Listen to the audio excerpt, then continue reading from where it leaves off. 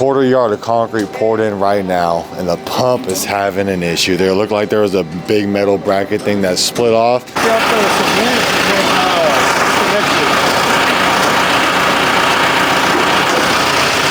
Let me get out of the way. Usually I'll be in the way.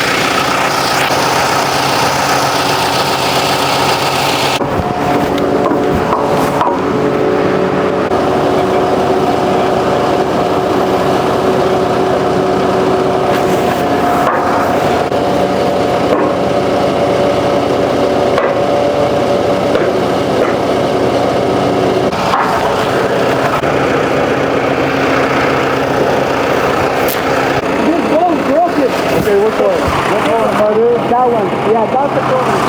That's just the fix part.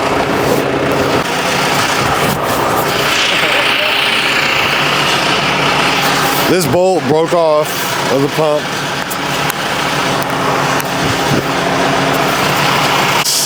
Now we're getting what we need to get going on the pump. Concrete's being pumped back or poured back into the pump right now, the hopper. Gonna get it all going. Should be okay. Like I said, without the experience, everybody here would be running around with a chicken collar like, oh my god, I get it. Okay, that's the last thing you want to do. Things are gonna happen, so you just gotta be like, okay, what's the issue? How do we solve it? Let's get it solved. And the goal is to never panic. Just see what needs to get done and get it done. But not too worried, because our concrete distributor, Livingston's, we work with this guy. His name is Empaco, Peter from Empaco. He said if we can't get it fixed, he's got a guy that he knows that does pumping right around the corner. So either way, we're gonna get this thing pumped out and ready today. It's always going to be interesting on concrete day because things happen. You just have to be able to move and groove. Business. Yes, sir. The magic bullet right here that broke off on the pump this morning. I'm gonna go ahead and throw it in the slab for good luck.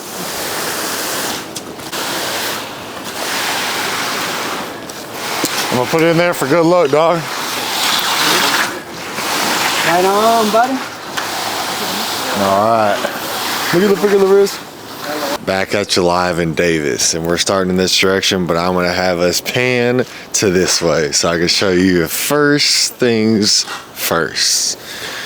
Wrap the post, brand new structure. We don't want to get dirty, right?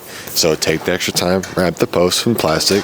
House is also wrapped and taped up because we don't want any splatter getting on the house. Just one thing. Not everybody does this. It's important because it's important to stay clean. It's important to keep the homeowner's house clean, and overall, it's a good thing to do. Okay, so now back at it with the concrete. We have all of the rebar laid. We have all of our score marks put out, and we're ready to go. It's 7 a.m. I'm trying to get to there being chippy for everybody. I'm on my way there. Got my coffee.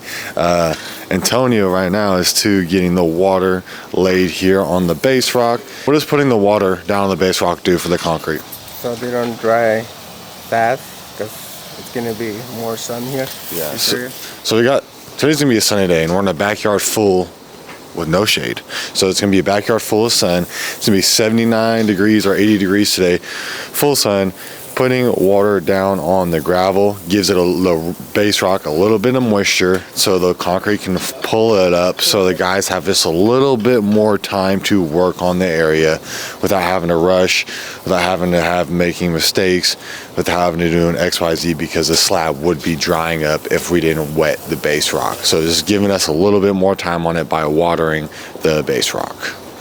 Another pro tip, if we were pouring in the summer and this concrete had been laid out here for 2 days or 3 days prior to us pouring, and it's been sitting out there when it's 110, 115 degrees and getting hot, we'd want to make sure that we spray down the rebar and get it back to ambient temperature, because if it's super hot, it would just be taking more moisture from the slab, leading to cracking, leading to not having enough time to work on it. So watering your base rock is important. Watering your rebar at the important times is important, so you don't have any slab cracking, and you just end up with the overall good product.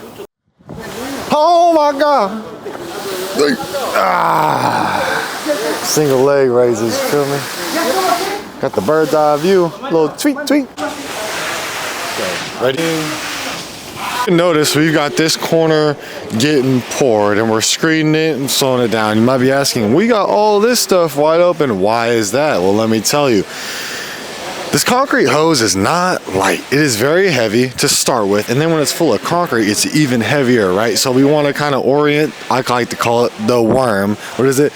Masala deep from Dune, to make sure we can have it in areas over there that we'll come pump it out here, and then while we finish out, it's all the hoses to finish it and what we need to do it correctly.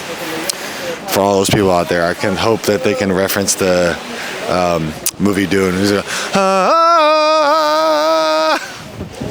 When he rides a worm in Dune 2, that shit crazy, dog.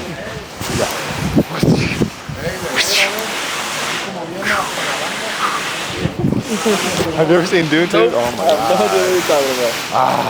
god. You gotta see Dune 1. The first Dune and Dune 2, I'm telling you. The cool part about the concrete, this is where we get to be a little artistic, and this is where the craftsman plays in. So we've got a couple of different angles. We're snapping the lines of where we're going to run our expansion joints right here. It's gonna look super duper cool. 5 all the way through, right? So that one's fine.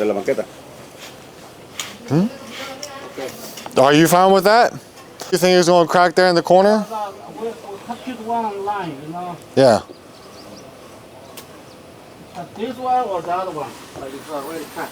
I like the other one. I like the other one that's already cut. Okay.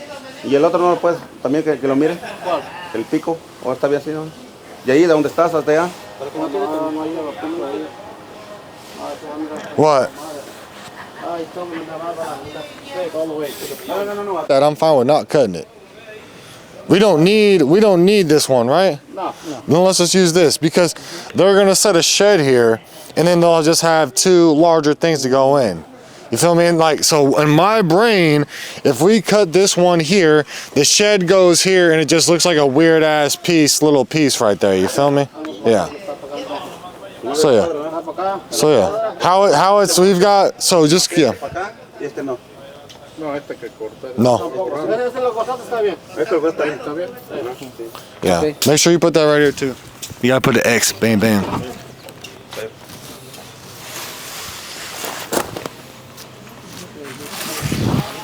Yeah, read.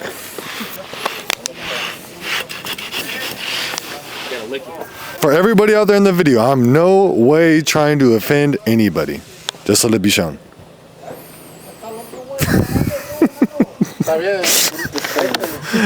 What is it? The Ash Wednesday? Ash Wednesday. It's Monday. Like I said, not trying to offend anybody, but you know what? I am going cold turkey on concrete today. Accomplished when you have a lot of straight lines. The best thing to soften that up is plantings, okay?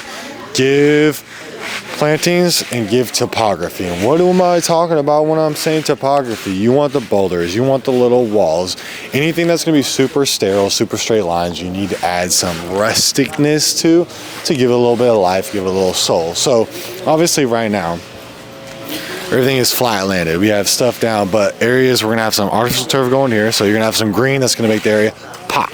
You're gonna have a whole planting bed right here. It's gonna make the area pop. You have a planter and a planter that's ready to go, filled up with soil other than the stucco finish. But once it's filled with plants, it is going to pop.